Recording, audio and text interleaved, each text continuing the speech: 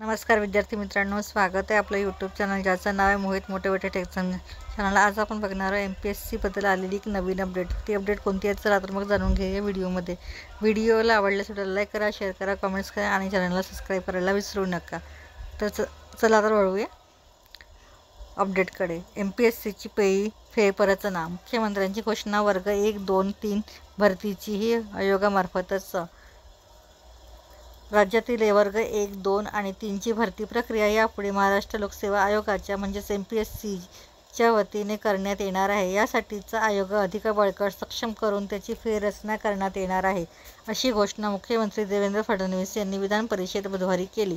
लोकसेवा आयोगाच्या रखडलेल्या परीक्षा पात्र ठरलेल्या उमेदवारांच्या नियुक्त्या याबाबतची लक्षवेधी राष्ट्रवादीचे शिवाजी गर्जे यांनी मांडली होती। त्याला उत्तर देताना मुख्यमंत्री फडणवीस म्हणाले, राज्य सरकारने वर्ग 1, 2 आणि 3ची सर्व पदभरती लोकसेवा आयोगाकडून करण्याचा निर्णय घेतला आहे। त्यामुळे भविष्यात लोकसेवा आयोगाकडून मोठी पदभरतीची प्रक्रिया राबवली जाणार आहे। यासाठी लोकसेवा आयोगाची संपूर्ण फेररचना करण्यात येणार आहे। सामान्य प्रशासन विभागाच्या अपर मुख्य सचिव व्ही. राधा यांच्याकडे फेररचनेची जबाबदारी सोपविण्यात आली आहे। सर्व राज्यांच्या लोकसेवा आयोग आणि केंद्रीय लोकसेवा आयोगाच्या कामाचा अभ्यास करून त्यांनी फेररचना करण्याचे काम सुरू केले आहे। लोकसेवा आयोगाच्या 3 सदस्यांची जागा रिक्त आहे, त्यापैकी 1 जागा भरण्याची प्रक्रिया पूर्ण झाली आहे। उर्वरित 2 जागा भरण्यासाठी जाहिरात लवकरच काढली जाईल।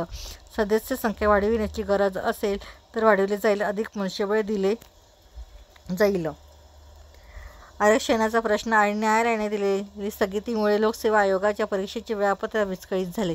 भविष्यात केंद्रीय लोकसेवा आयोगाच्या धर्तीवर राज्य लोकसेवा आयोगाच्या परीक्षाही नियोजित वेळेत पूर्ण करण्याचे उद्दिष्ट आहे, असे मत राज्याचे मुख्यमंत्री देवेंद्र फडणवीस यांनी व्यक्त केले आहे।